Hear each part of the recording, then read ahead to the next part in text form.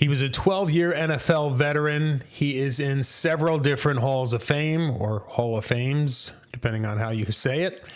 And he's got one of the trickier first names in Saints history if you were to ask all the different announcers that have called it throughout the years. He is Elois Grooms. What's up, guys? This is Mike Carney. This is Toy Cook. I'm Randy Mueller. This is Quinn Early. I'm Delvin Bro. I'm Alex Molden. I'm Jake Cup. And this is Life of a Saint. And this is Life of a Saint. And this is Life of a Saint. The Life of a Saint. Life of a Saint. Life of a Saint. And this is Life of a Saint. Who dat?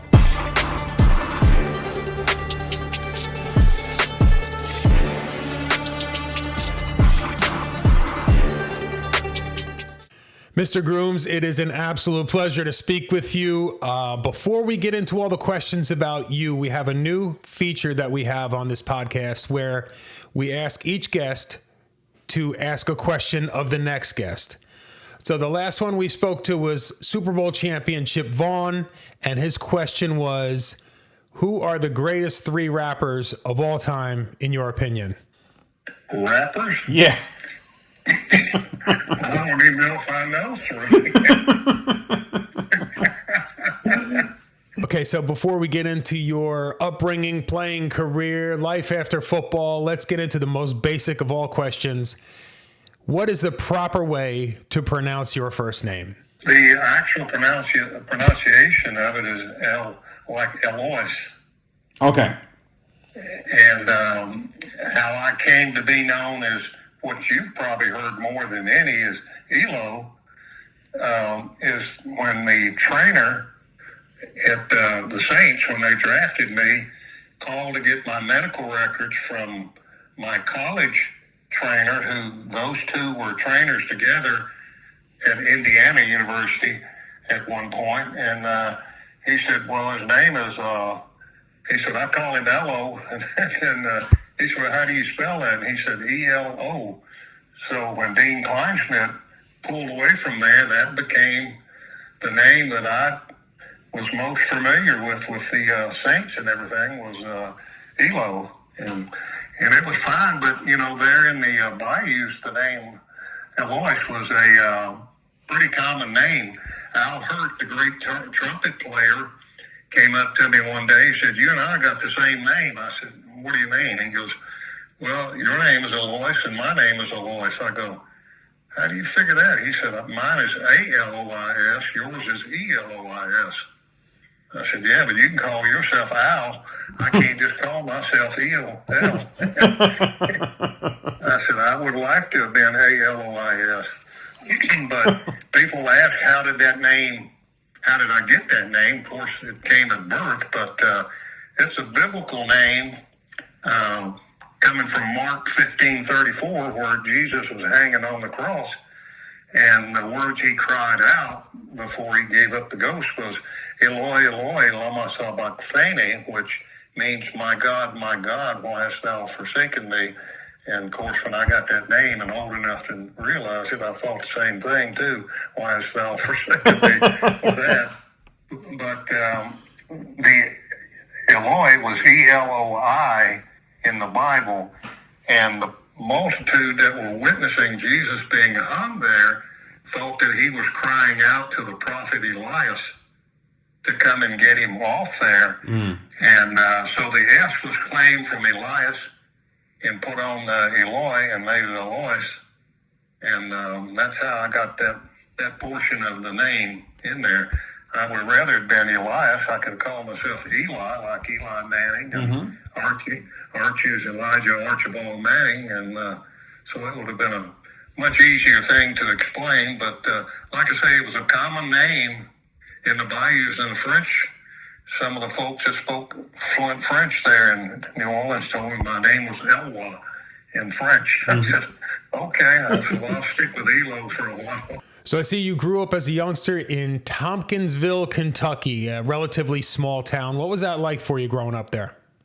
Well, just like you say, it's a small town. Everybody pretty much knew each other.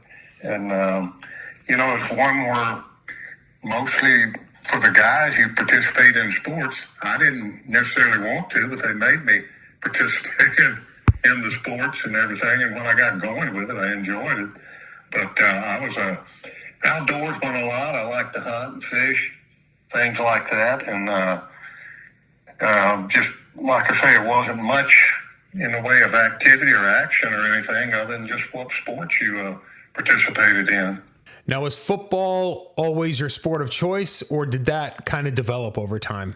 No, it developed, and I like basketball better, and really probably could have gone to Western Kentucky after they had gotten down to Final Four one year. Not that I was so good that I could be there, but there were some things I did they liked. It certainly wasn't shooting, because my range was anywhere on each side of that square. If I got the rebound, that's what the coach gave me to shoot. But rebounding and playing defense and things like that was pretty much a forte that I was able to go along with. And so basketball was probably my favorite. And football, I played it in the 7th grade, did not play it in the 8th grade. And I was an honor student that year, and they made me play as a freshman. And the best I can remember, I was never an honor student anymore after that. Seemed like football took a lot of time. And I played my freshman year, and I told the coach, I said, this is the last year I'm going to play that. And he said, yeah, okay. And so I turned my gear in, and starting spring ball in my sophomore year, he came by, and I had a nickname at the time. Nobody ever called me by my name.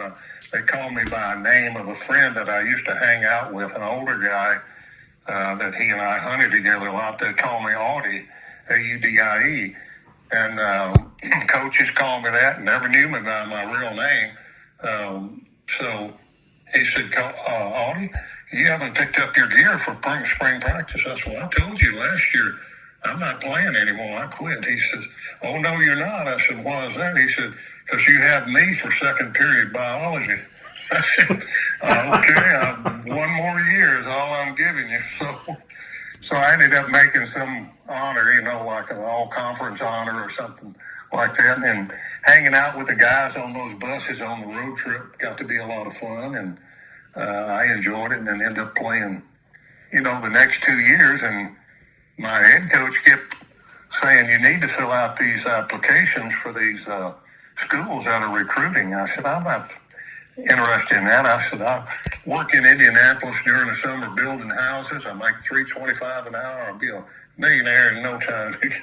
Yeah, right.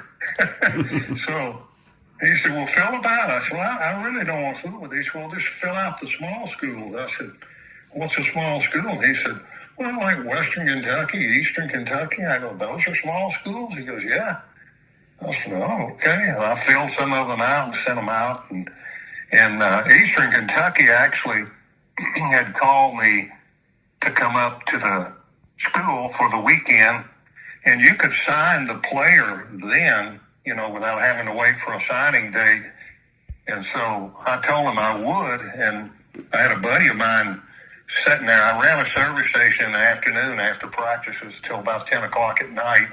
And he looked at me and he said, you told him you'd come up this weekend? I go, yeah, why? He goes, you know what's happening Saturday? I go, no, what? He said, that's the opening day of squirrel season. I go, oh, God, you got to be kidding me. I said, man, I already got my hickory trees picked out where the squirrels are.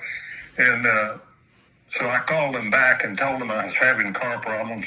And they said, well, we won't be back home for a home game for 3 weeks, so you can come up then. And so I accepted that, and a businessman in the community found out what I did. He told me that I heard what you did, and he said, Tennessee Tech, I have a good friend over there, and they have a game against Middle Tennessee State University on Thanksgiving Day, and you're not doing anything on Thanksgiving Day, so you are going over there to watch that game and visit that school. I said, yes, sir. He was a big old fellow, about 6'6", and weighed about 350.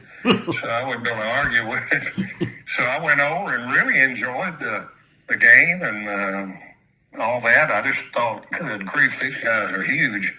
looking out there on the field at him, and there was Jim Youngblood was a linebacker there for him, and he looked bigger than most of the defensive linemen they had. And I mean, they just looked like treetops to me. I thought, I'll never be, that size to play at this level.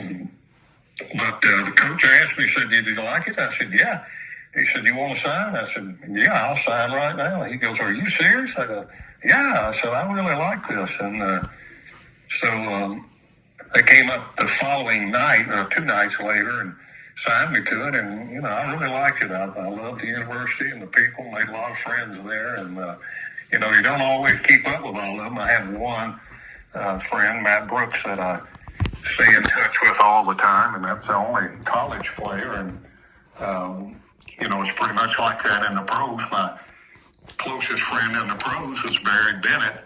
He and I talked or texted or did something every week and got together every year and hunted in Minnesota at his place. And he had an unfortunate incident where, an adopted son killed him and his wife about 4 years ago. And just a tragic deal. But, I lost my pro friend there that I talked with, and I talked to Derlin quite a bit when he was going down with his illness there and everything. Derlin and I were roommates for 7 years with the Saints. Mm-hmm. And so, that's sort of how the football in college evolved. And, and I went, and I had no interest in, playing pro ball. I never paid any attention to it because when I got there my first day and I hadn't even taken the first snap, pro scouts came over and took me in, weighed me, measured me, and made me fill out questionnaires. I go, hey, I'm just a freshman. They go, yeah, we know, but we're going to keep up with you. I said, oh, boy, no pressure. You can handle it. And I had no clue that I was going to be a pro prospect. And it just goes to show that some people see things in you that you never see yourself. Right. And that's what I've told kids at schools when I've spoken to them is that, don't just ride what you think you are. Just listen to your coaches and other people that are trying to tell you something and help you. And it'll help you out down the road there. What was the moment for you that the NFL seemed like a real possibility for you? As a sophomore, my first year starting there at Tennessee Tech, I was selected first team all-conference along with the great Wally Chambers, that, was 3-time MAC Player of the Year for Chicago there. He was the other defensive end selected in there with him, so I felt pretty good about that. And we had a number of players that were dismissed my junior year, and it really hurt the team because they were all really good players. And we didn't do as well won and loss wise. And I had an injury in a game. It was one where I just got my shin hit, but it sort of numbed the leg. I couldn't feel where the leg was going, so I couldn't play the second half of the game and missed one game on the other. But during that time, there was 6 out of 10 weeks, so I was named either Player of the Week or honorable mention Player of the Week on there. And my coach would not put me up for, an all-conference honor or second year in a row. And I spoke a lot with Coach Fike from Western Kentucky. He called me when my career was over, and he and I talked every week until he passed away.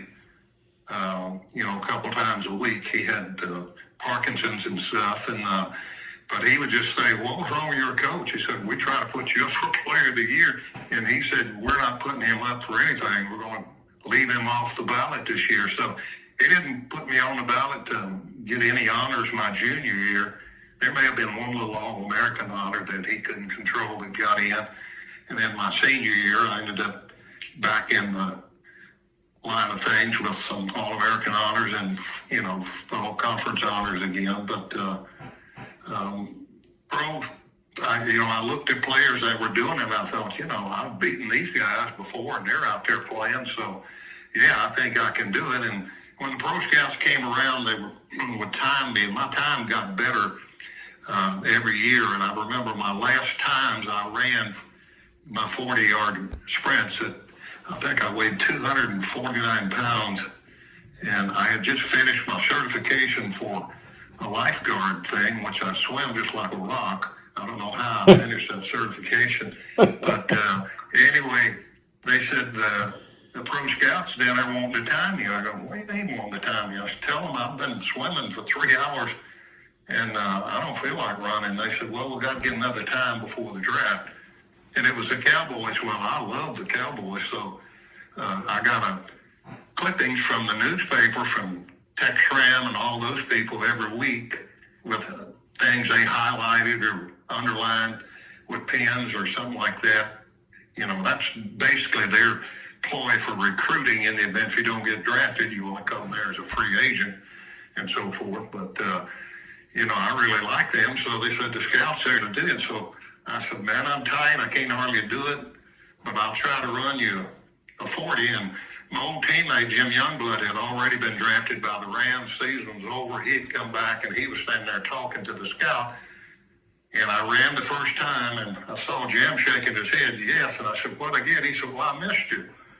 I said, man, don't miss me too many times because I'm tight. I don't want to pull something. So I ran it again. I came back. He said, man, you can run. I said, what are you? He said, well, I got you 4.48 both times. I said, you almost let me pull a muscle because you didn't think I could run that?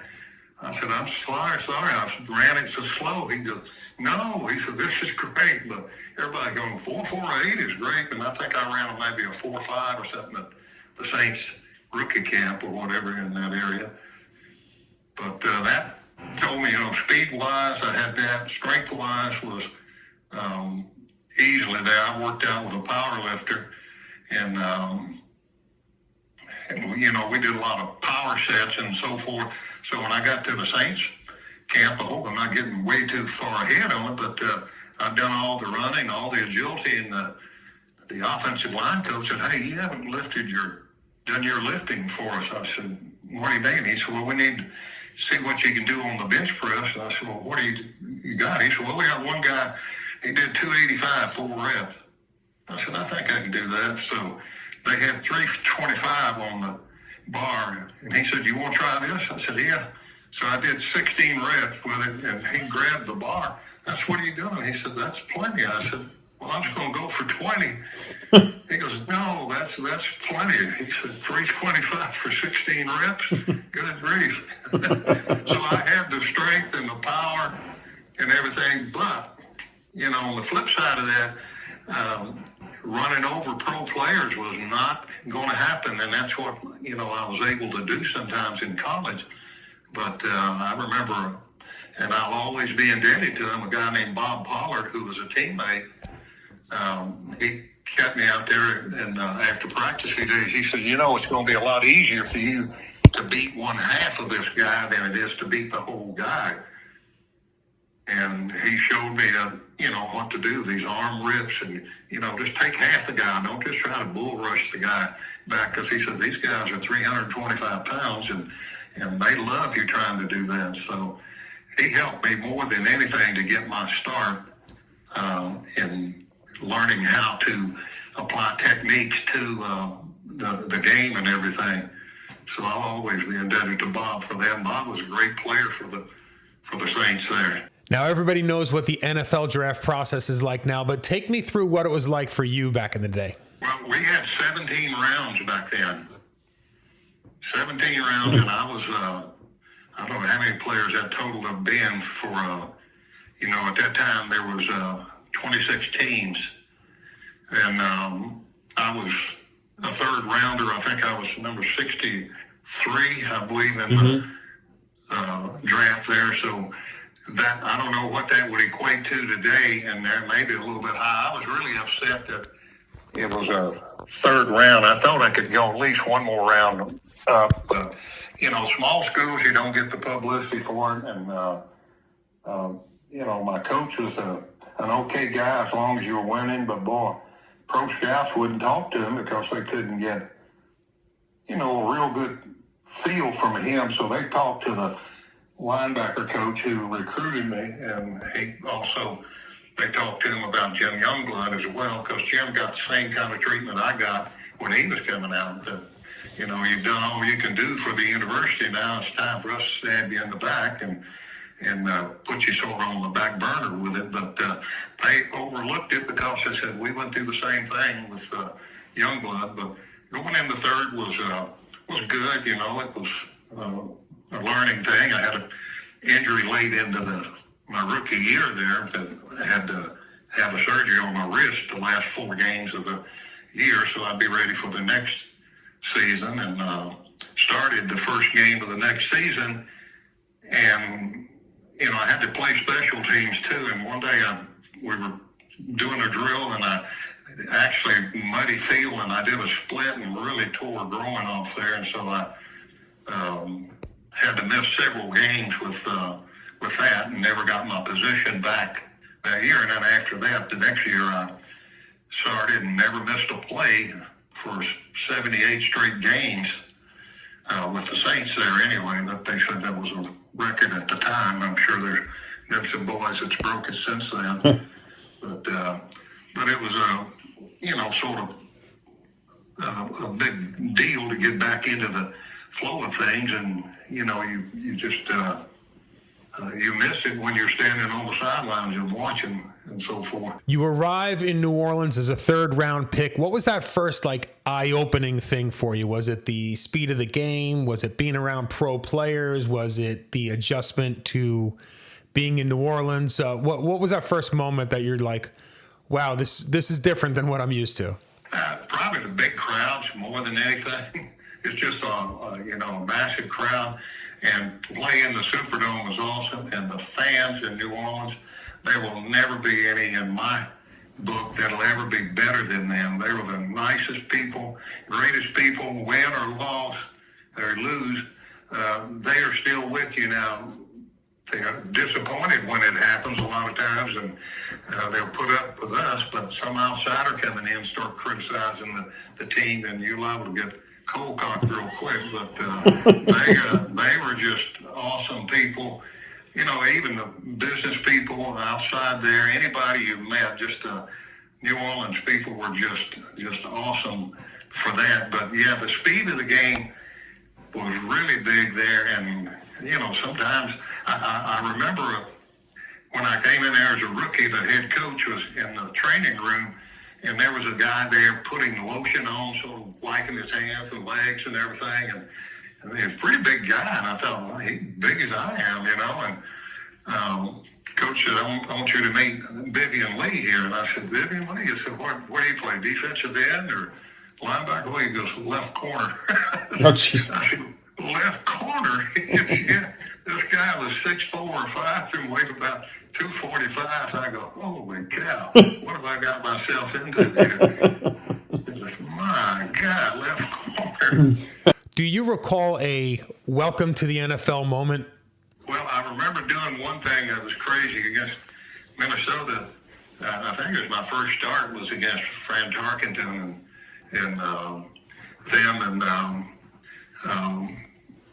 trying to think of the lineman there. He was 14 or 15-year-old pro lineman was playing there, and I had, Bob had shown me once, man, when it's passing down, which Fran Tarkenton is about every down, but he said, get in that track type stance, so that head almost touching the ground and the butt up in the air, and I did. I said, man, I'm going to blow by this guy. Well, he was sitting there watching. He didn't become 15-year-old pro for nothing. He just pounced right on my head and drove it all down in the turf. I remember he just jumped straight down on my head from his position there. I thought I was going to just fly by him, but he got my head down in the dirt before I could. And I thought, well, I'm going to have to abolish that move against this guy here and try to keep my head up so that he doesn't pound it like that again. So, yeah, that was one eye-opener there for that. So you learn to adjust and watching the film sessions, what you're doing and what they are. And there's players that, are just massive. I remember playing against Anthony Munoz, and I thought, how in the world am I ever going to get by this guy? When he put that left hand down on the ground, his femur bones were about 6 feet long. and even though he's 6'6", and he looked like he took up 5 yards of space out there. And so I managed to get by him on the first one, and Ken Anderson turned, and I hit him and knocked him out cold. There's a reporter sent me a story on that. It's called "On This Day in 1981, ... gut check," and it was a story about me hitting Ken Anderson in there doing it, and Anthony talking about me having a pretty good day against him, a little bit better than most. And so people would ask me, "How'd you get by Munoz?" I said, "I just ran by him," and I said, "I knew he was back there. I was running hard as I could to get away from him, and Anderson just got in my way and got ran over." And so and he got knocked out cold. They took him off to the locker room, and then and I got another sack on Anthony right after that on Thompson, the backup, when I did a spin move and came to the sidelines, and Bum Phillips was the coach then, right? That was in 81 or 82. No, I'm sorry, 81 when Bum took over. Mm-hmm. And the Bengals had just dominated the Steelers the week before and taken over first place in the division, came down and played us, and we beat them pretty handily. They scored at the end, but that was just a give me. But at any rate, I made another move on Anthony. I done run by him on the outside, and then I ran and did a spin move on the inside and got Thompson, come to the sidelines and headed for the Gatorade stand. And my defensive coach at that time was Willie Zapalak, and he stuttered a lot. He'd come over and he started going, "Hey, Elo." And I'm thinking, "What's the deal, Willie? I'm trying to get me some Gatorade." And he said, "Bum didn't like that whirlybird." I said, "What's a whirlybird?" And he started moving his fingers in a circle. I said, "The spin move?" He goes, "Yeah, he didn't like that spin move." I said, "Go tell Bum Munoz didn't like it either." So I didn't put me on great terms with Bum for next year. Ended up getting traded. We have reached the halfway point of this interview. I hope you're enjoying it. That said, no sponsor on this video. We are just going to offer my QR code. If you're interested in reading any of my writing, you can subscribe. Pretty much everything I do in there is for free. The QR code is going to be on the screen on one of these sides. I don't know where I'm going to put it. One of these sides. If you're watching this on mobile, there will also be a link in the show notes. Let's get back to it. So you put in quite a few years in New Orleans, from like the mid 70s into the early 80s. What was the locker room, or what was the temperament like in that locker room? It was a lot of fun. There was a lot of guys there. And I'm one of these guys that I have no jealousy of anyone. I liked everyone, no matter what your personality was or how it was. I got along with everybody. And I think most of the guys, if you ever talk with them, would find that I did that. And so it was a good atmosphere. And there was certain guys we would hang with, like Jim Merlo and Tommy Myers, stuff. We would go to movies or something like that on the road or at camp, and just little things in the locker room there you do. They always played a lot of jokes on me. They call it pimping and stuff like that. You never know who was doing it, but I'd see everybody sitting around looking at me, and I knew something was up. I remember putting my socks on one day, and I'm looking at them and talking. The end of my socks is jumping up and down. I'm thinking, good grief. And I tore all the skin off my leg trying to get the sock off, and one put a big old moth about as big as your hand in the end of my sock. I'm just glad it wasn't a rat or something. But I think it was Steve Baumgartner had done it, because he was king of pimping everybody in there. But they were a lot of fun. Like I say, they were a good group. There were some guys that didn't like the others or a little jealous of them, but that stuff just went out the window to me. I just wanted to be a good teammate and be friends with everybody in there, and hope that everybody had good games and everything like that. I've got a two-parter for you. In 1977, you caught your first NFL touchdown. It was what looked like a fake field goal. Two things, I guess. How much had you practiced that play going into the week? And were you nervous when the coach called your number and said, you're up? No, I was not nervous at all, and I was an all-state tight end in high school. But this is the kicker of that game. That was not a faked field goal, and I did not know this until maybe a year or two ago. One of the guys at the gym said, "Hey, you ever look at your old videos on TV?" I said, "What do you mean? It's the games you played in?" I go, "Can you do that?" And he told me how to do it. Well, I pulled that game up. And what happened on that play is that I'm the tight end just for blocking purposes, more or less for the extra points and field goals. Joe Fetterspiel is the middle linebacker. He's the up back next to me. And when we practice a fake field goal in practice during the week, Joe is the primary receiver. I'm just the guy that's supposed to clear everybody out, and he's the guy that's supposed to be thrown to. Mm-hmm. Well, I found out it wasn't a fake field goal. What had happened, we had a left foot kicker, and he lined up to kick. Well, the holder lined up on the same side with him, Tom Blanchard. And so when the kicker started to go they snapped the ball, he started to go, and he realized he's on the same side with the holder. So Tom had to jump up, and the call is fire, fire, fire. And I heard the call, and I ran out, and there was 3 of the Rams players went with me, and Joe Fetterspiel stood on the line. He goes, "Where's Elo going?"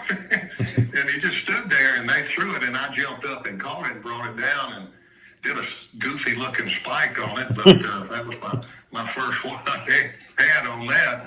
Go to the sidelines after the extra point, and Coach Stram meets me with that little roll of paper he had rolled in, because how in the world did you ever come down with that ball? I said, "Coach, they only put 3 players on me." He goes, "Yeah." He goes, "What?" And he looks at me sort of puzzled, like, "What?" So I just went on and got my I like playing jokes on Hank anyway, but that was a good one. But he was so excited about me doing it, and then he realized, like I said, "They only put 3 on me, Coach." He goes, "Oh, what?" That's too funny.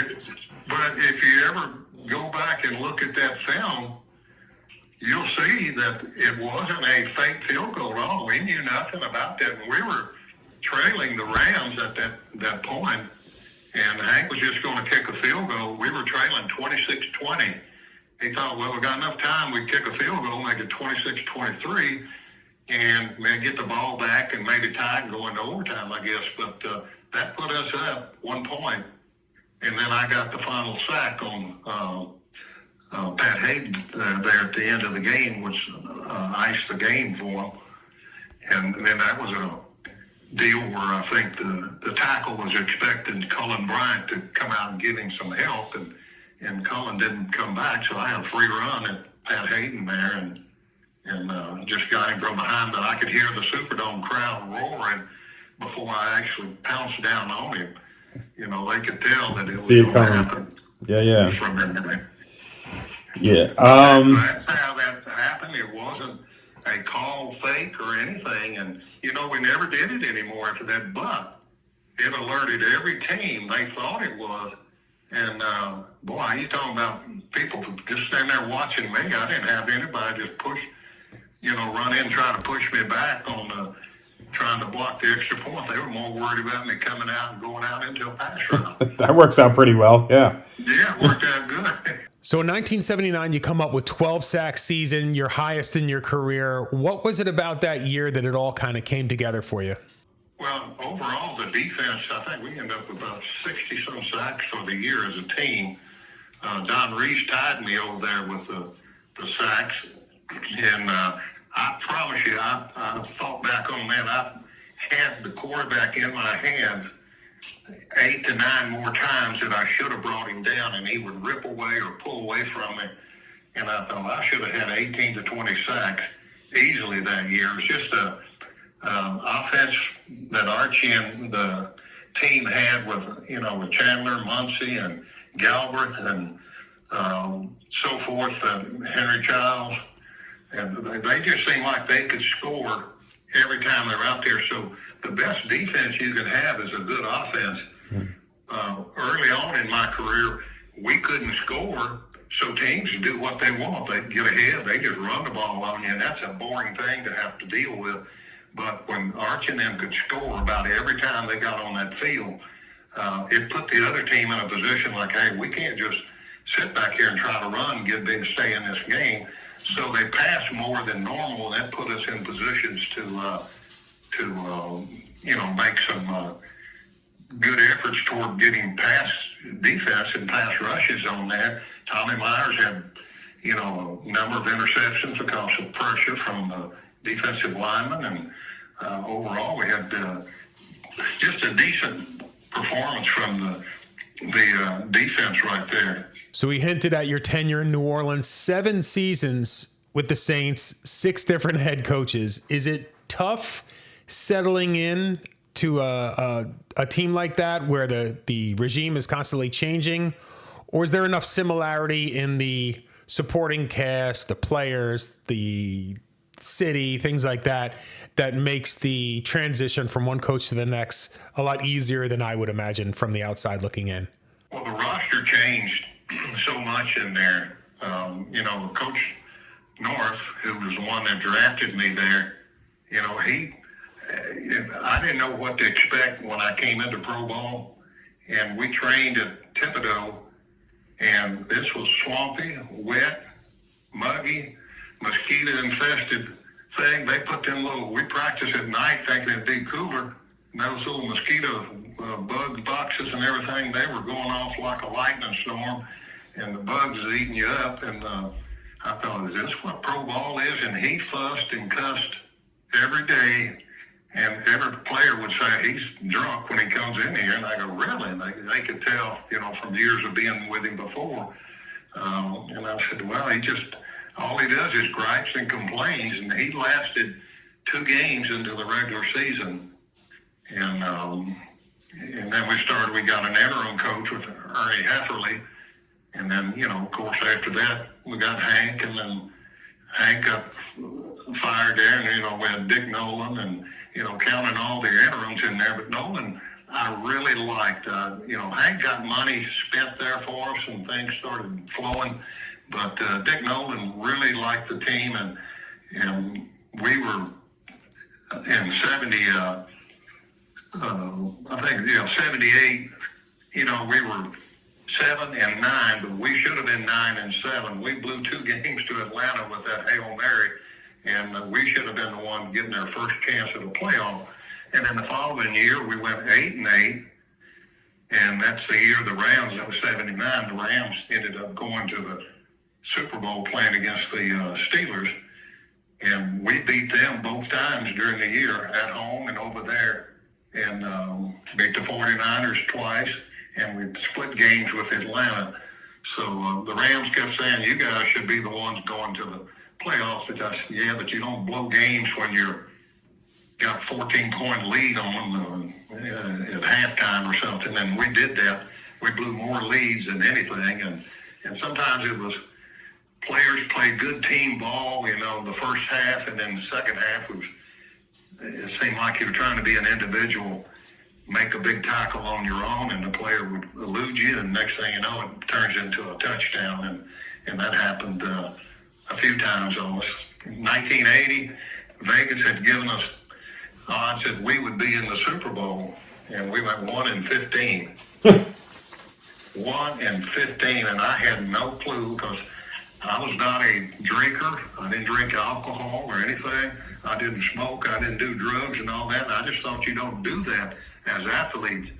And but we found out after the season, after they done fired Dick Nolan, our best coach we'd had there in some time, that we had almost 30 players that had been using recreational basis, cocaine and stuff like that. And, you can't perform doing that. I couldn't tell it, from the players, but that's what came out the following year, that many players had been involved in recreational use of some drugs and things like that. But I remember playing against the Jets in Shea Stadium in a snowstorm, and we won that game.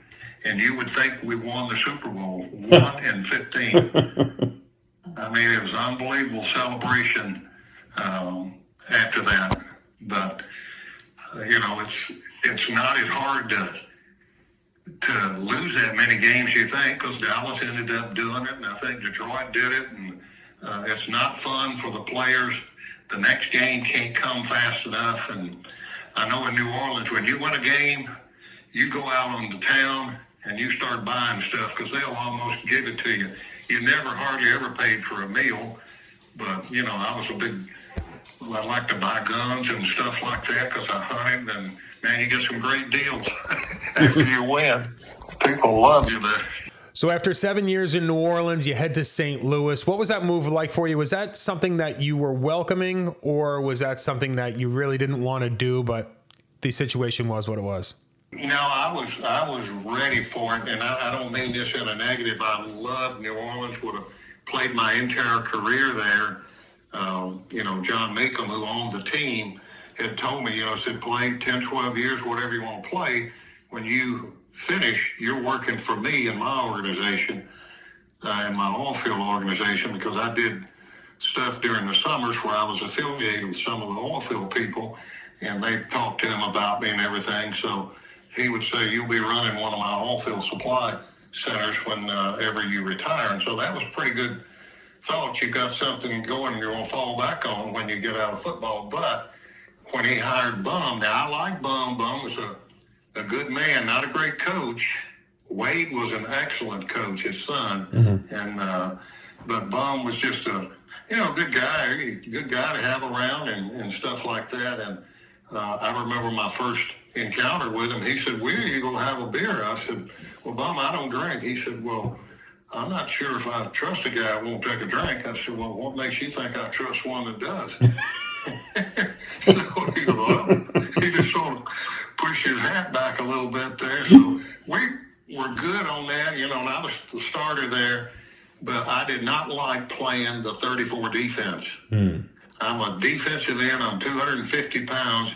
You need 3 defensive tackles to play that position, and I didn't like it. So Derlin and I were, like I say, we're roommates, and we were there.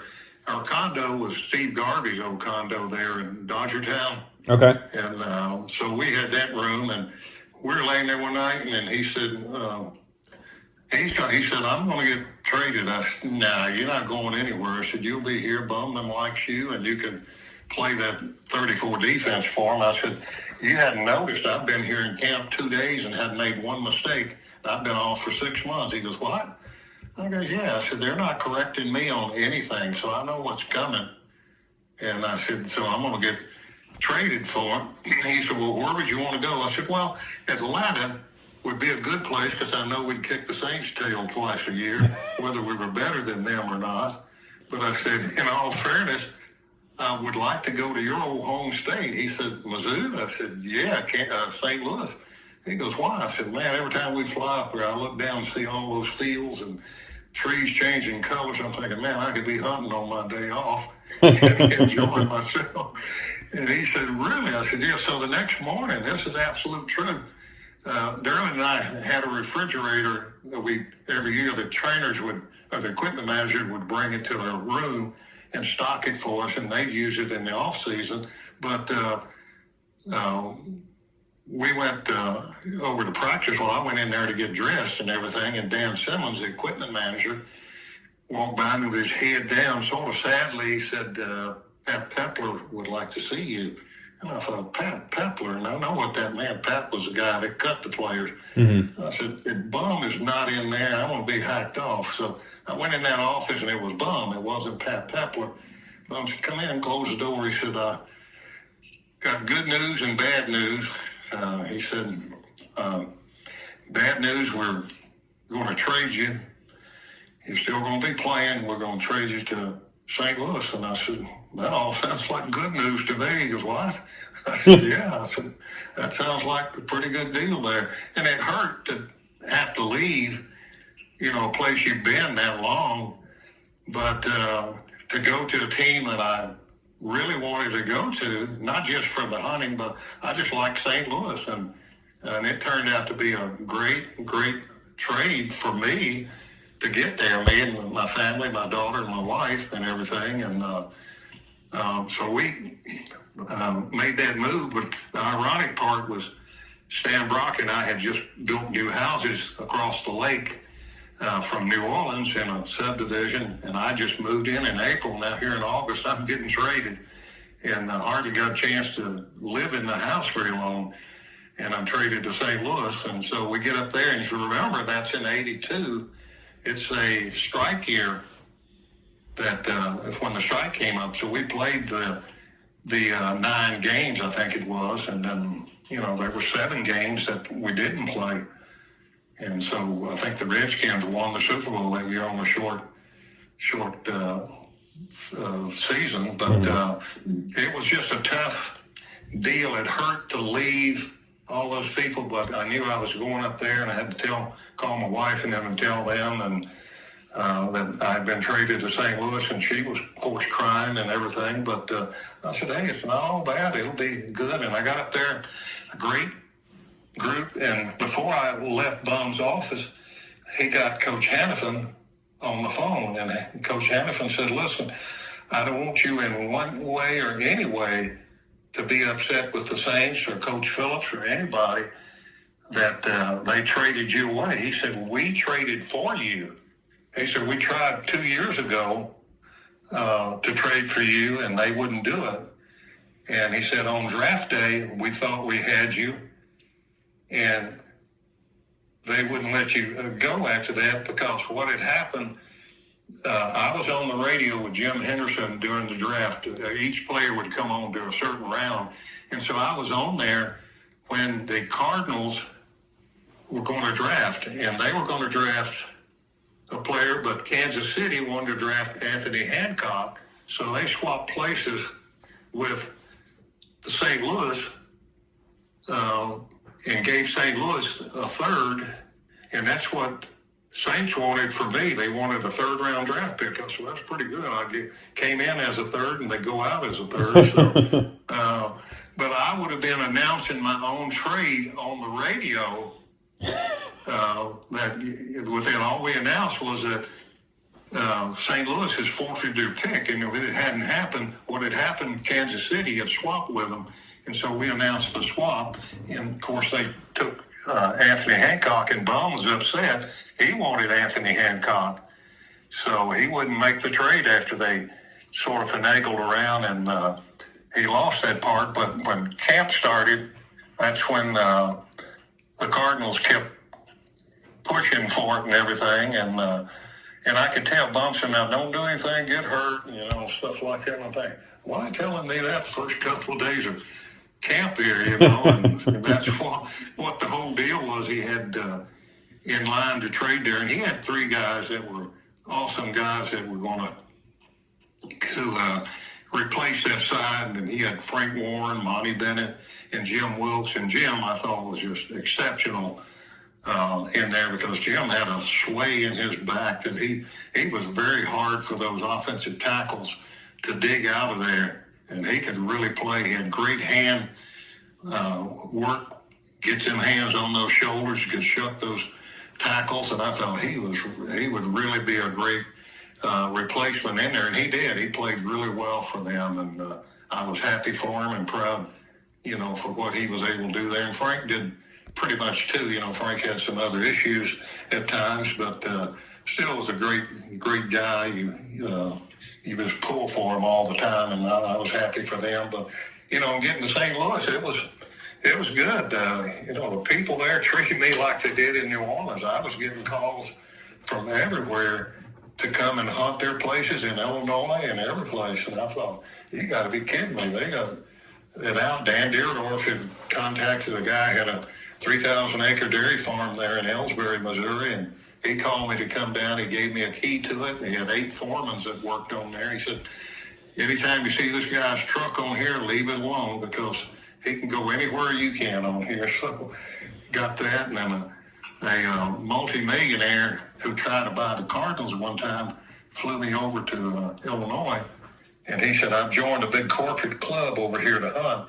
You come over and kill all the game you want. It's paid for. You bring all the players you want. And I was blown away with, how much people just reached out to me and for me and treated me like they liked it. And I had a good year there with it. Now, the downfall of that was that I wished my second year, and here I go again with a house. I just, I'm going to go ahead and buy a house.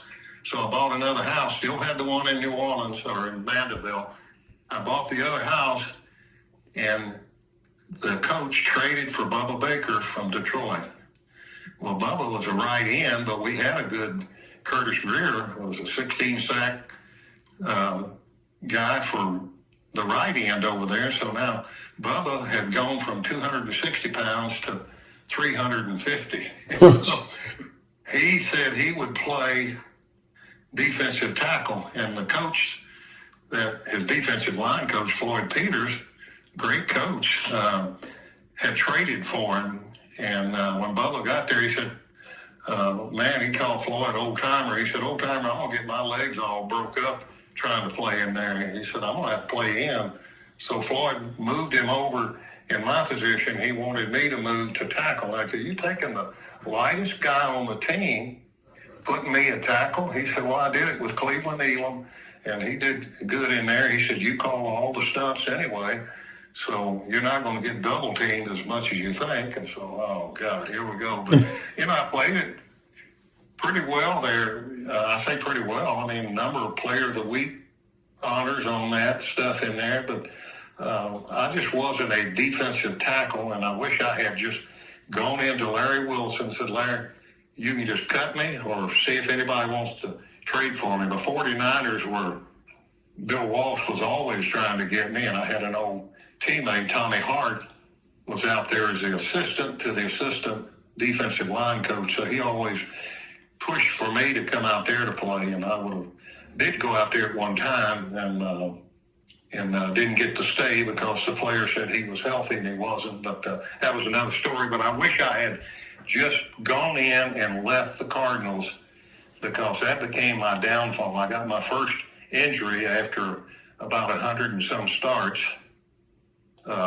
consecutive starts in there, and it was just a weird deal. And it's a gruesome looking injury against Seattle there, and I just made a tackle on Kurt Warner, the running back Kurt Warner, and the turf was slick, and so Curtis Greer and I had tackled him. Well, it was fine. We were going to fall over on my shoulder. I was down on my knees, and all at once the pursuit pushed him back over me and just looked like it wrenched that knee. I mean, you could hear the crowd up there go, ooh. And it was my ribs. It was giving me more problems than anything, and I played the week after that against the Raiders and scooped up a fumble, went 40 yards for a touchdown with it. And so I thought I was okay, but that knee was still a little bit shifty, and I didn't know what was wrong with it. In the offseason, I finally had the Saints doctor look at it, and he said, well, you've played 10, 12 years now. He said, you probably got arthritis. I said, well, I didn't have any arthritis before I bent my knee back underneath me. But he checked it, and Hokey and Stan had taken me down to get at that time all they did was orthoscope. And he said, your knee was so tight, I didn't want to check the ACL. But he said, the last thing I checked was ACL. And there it was. You had a torn ACL you'd been playing on. Jeez. So that started the downfall with my injuries there. And then I got playing on the ACL in a Monday night game against the Redskins. It was a week before Theismann had that gruesome break on Sunday night, I believe it was, against the Giants, or might have been a Monday game. But I had sacked Theismann right before halftime, and as I was throwing him down, our safety, Leonard Smith, ran through my arm as I was hanging on to it, and I felt like I broke my shoulder. And Bubba Baker comes, man, it's a good sack. I said, I think I broke my shoulder. I'll check it at halftime. And so we go in at halftime, and sure enough, there was a bone sticking straight up, just like it grown out of your body. But I had separated it, and the great Cardinal organization, like they were, put a sling on it, put the bone back down in place, and x-rayed it, sent it to the league office, and showed them I didn't have any separation. So Pat Tilley had told me to go to their old doctor who quit him because they had done a lot of illegal stuff with players to get out of injuries and everything. And so he looked at it and he said, man, if that's not a 3+, and 3's worse you can get, then he said, go around there and get x-rayed. And I told him, I said, well, why'd you have me holding those jugs? He goes, well, that's the only way you can tell. And he said, what did Dr. Ginsburg do? And I showed him the x-ray, and he started cussing, saying some stuff. He said, I'm writing him a 2-page letter, and they did. And that sort of was the end of my career there. They didn't even call me to tell me they had released me. A friend of mine said he saw it in the paper. They didn't say one word about it because they said, you don't go get a second opinion against Bill Bidwell and the Cardinals there. And so that's what really did a downfall on me. And then I had a short stint there with the Eagles, so got the 12 years in on that. So it was, a decent career, but it could have been better if I'd stayed at defensive end because, especially with the Cardinals defensive end, I had just gotten comfortable with Floyd Peters' defense. I mean, it was get after that quarterback. He didn't care. But it doesn't sound like he cared about the run. He did. His team led the league in the fewest yards that teams ran on because they were always stunting, and you were in line with, the running back a lot of times. So you tackle the running back for losses most of the time. And so I really was comfortable with that. And then all at once I get moved. And Bubba was a great guy, and I don't blame Bubba for not playing in there. I thought the world of him. He was an absolute hoot. But he was a big old, strong, overgrown rascal that, as a rookie, he had 23 sacks. And that's when they weren't really counting sacks. There's no telling how many they had if they go back and look at it. But they recorded him with 23 sacks in 1978 when he was a rookie out of Colorado State. And still wouldn't give him the record. They acknowledged it, but they won't give it to him because they didn't start counting them until Lawrence Taylor came in. That's crazy. In the league. That's crazy. Yeah, 23. That's insane. And that wasn't even the 17 game seasons that they're having now either. That was no, that was 14 games. That's crazy. In 1987, your final season in Philadelphia. At that point, was your body telling you to walk away from the game? Was your mind telling you to walk away from the game? Did you still want to play? What was your mentality at that point? Well, sort of ready for it. I could feel when I would get engaged with a really big 330-pound or so lineman, which were pretty common. Every now and then that knee would shift that I had torn that ACL. And remember, they didn't go in and repair those back then. They just, Dr. Sayer for the Saints just went in and he just trimmed out that old torn part of the ligament and everything that was there. So I could feel a little shift, and I thought, boy, I don't want to end up tearing the whole leg up here. So it was, it was just a bittersweet time to just say it's time to get out. And I left the game healthy for the most part. I still don't have any arthritic change or anything like that. The doctors every now and then when they'll x-ray something say, well, you got arthritis. I said, well, I don't feel it. And they go, well, you may need a plastic knee joint or a replacement knee joint sometime. I said, well, I'll wait till I have some pain in there before I do it. I said, I don't have any pain at all. And, I go to the gym, like I say, pretty much 7 days a week when the doctors are not calling.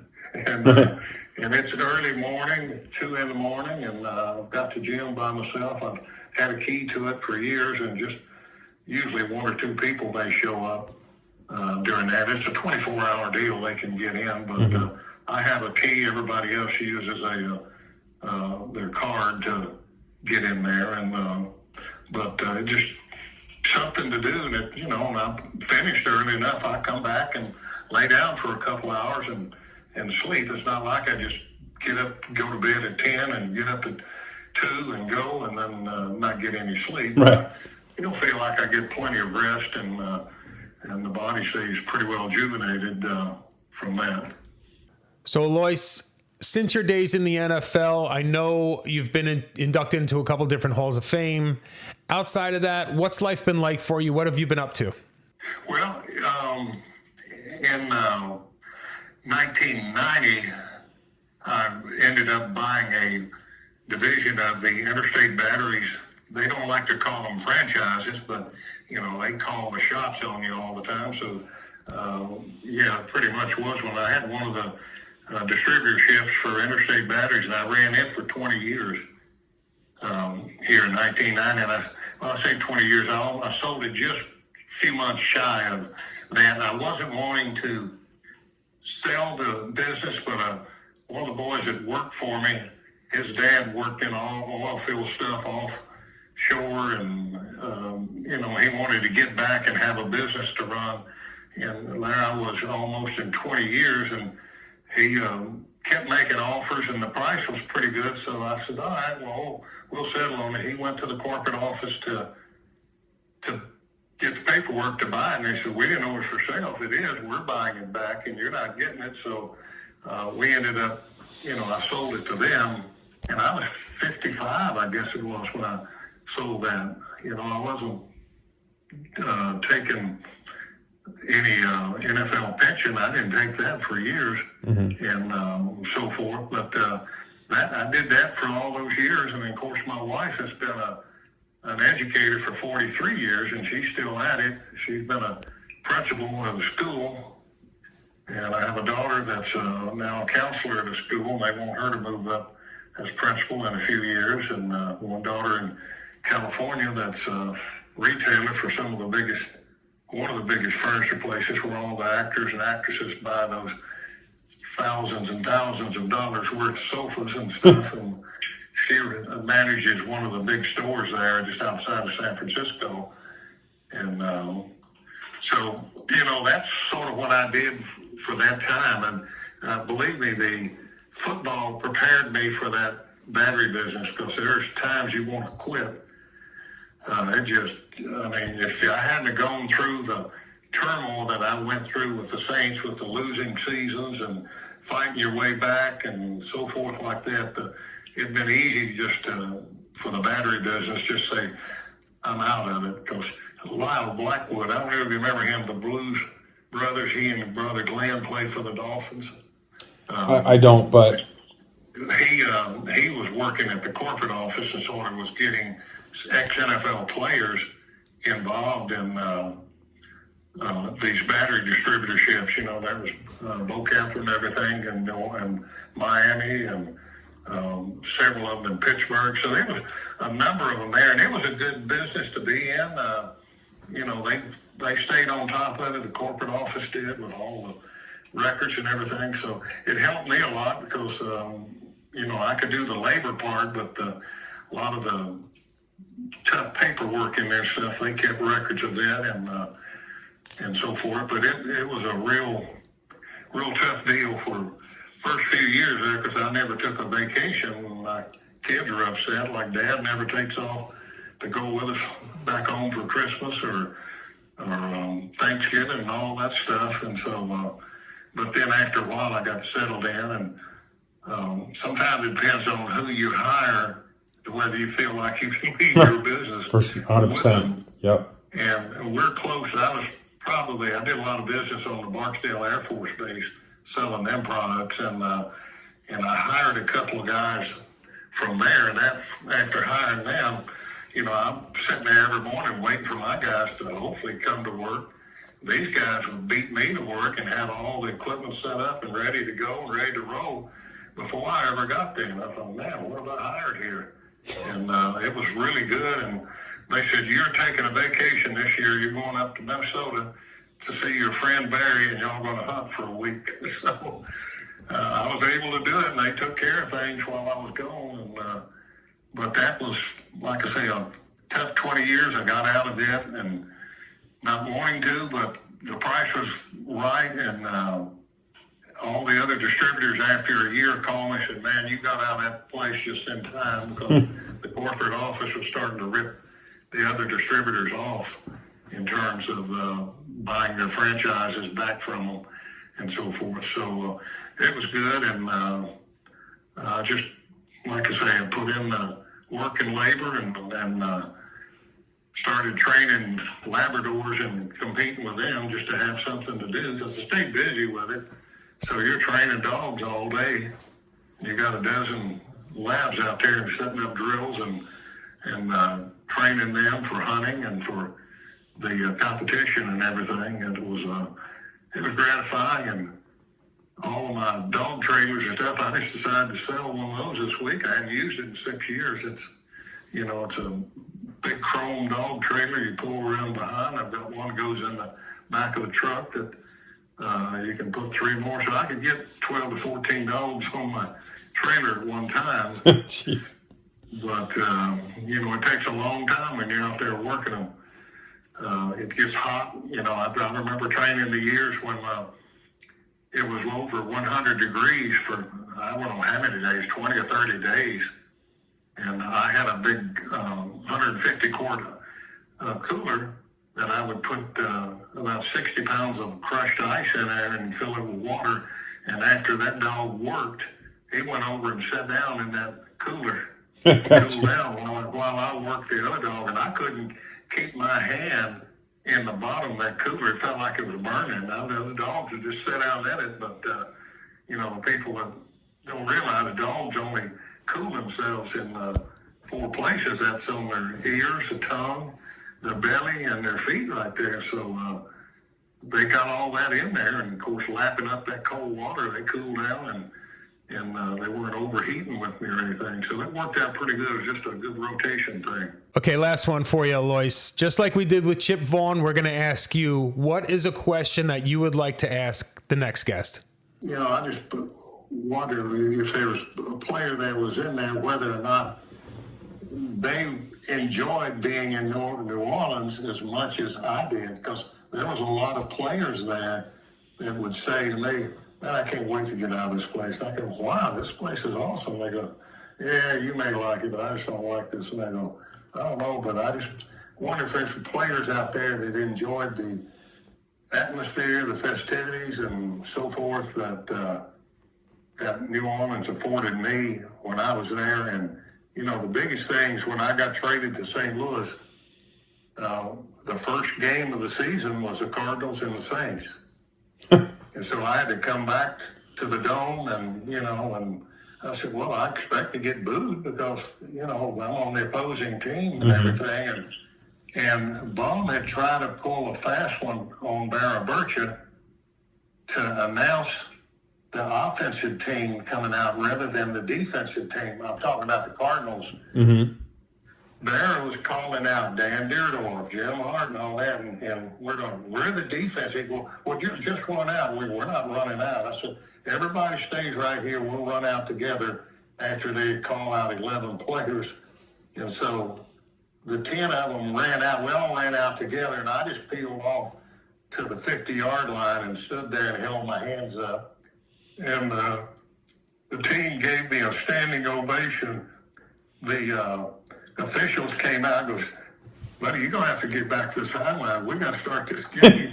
They just kept cheering, and I was waving to them and just blowing kisses at them and everything. And the Cardinal players could not believe that a player could come back and get a standing ovation from a team that he formerly played with. And they did the same thing at the end of the game. I just waved goodbye to them, and they all stood and cheered. We won that game 21-7, but the Saints got us the next couple of times we played them. They just outplayed us and everything. But the big thing was that they said, where are you going to eat? And I said, I'll probably go out to my old buddy Joe Epistato's there and eat. And they said, it's expensive? I said, well, yeah, it's going to be more than that $16 they give us to eat on. And so Joe called me and said, I'll send a van down to the hotel to get you. So I had 12 players that went with me. And he fed everybody free of charge, hauled us back down to the hotel. I told us, y'all pull that $16. We're going to put it all in there for a tip for the waiters and so forth. And they did it the following year. Same deal. Joe sent the van down, and they were thinking, he's going to charge this time. 3 years in a row, never charged me a penny. Fed everybody and did that. And I would give him Super Bowl tickets when the team was having in New Orleans. I'd give him a pair of Super Bowl tickets to do that because he was just so nice. Yeah, that's great. He still has my jersey hanging up in the restaurant there. That's which awesome. was nice. But I just, my question would be for the player, did you have the same love for the city that I had, both living there and playing there, and after I was traded away? Episode 33, Life of a Saint podcast in the books. Thank you so much, Elois Grooms, or Elo, or whatever we're calling you today. It was an absolute pleasure. I hope everybody enjoyed this one as much as I did. Hoot out, everybody. We'll see you on the next one.